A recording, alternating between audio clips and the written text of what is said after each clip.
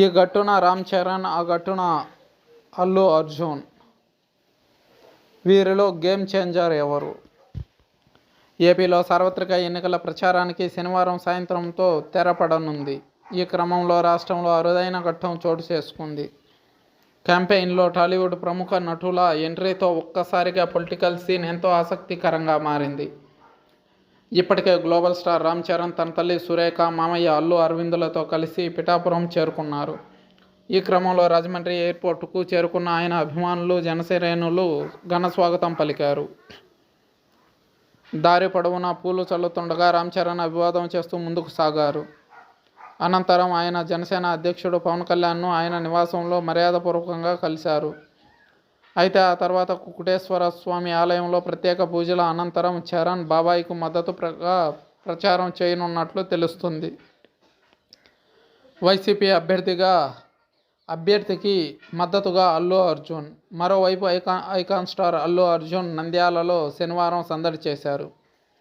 ఈ క్రమంలో ఆయన్ను చూసేందుకు అభిమానులు అధిక సంఖ్యలో తరలి రావడంతో ఎటు చూసినా జనసంద్రంగా మారింది నంద్యాల.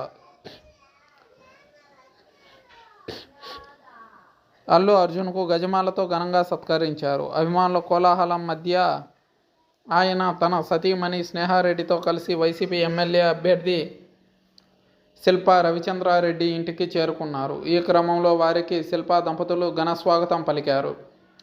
అనంతరం శిల్పా రవి ఇంటి బాల్కనీ నుంచి అల్లు అర్జున్ ఫ్యాన్స్కు అభివాదం చేశారు. దీనికి సంబంధించిన వీడియో సోషల్ మీడియాలో వైరల్గా మారుతుంది. కాగా గత ఎన్నికల్లో తొలిసారి నంద్యాల అసెంబ్లీ స్థానం నుంచి శిల్పా రవిచంద్రారెడ్డి ఎన్నికల బరిలో నిలిచారు. అప్పుడు బన్నీ తన మిత్రుడికి మద్దతుగా నిలిచారు. ఇప్పుడు కూడా ఎన్నికల టైంలో తన మిత్రుడి ఇంటికి వచ్చి సందడి చేశారు.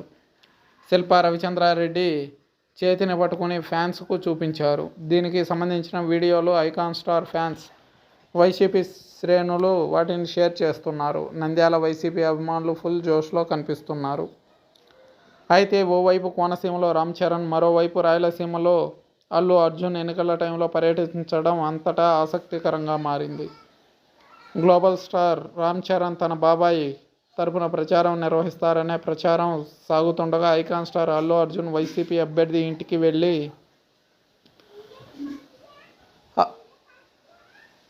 సంచలనం సృష్టించారు.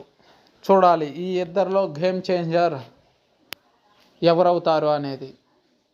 రేపు జూన్ 4వ తారీఖున విజయం ఎవరిని వరిస్తే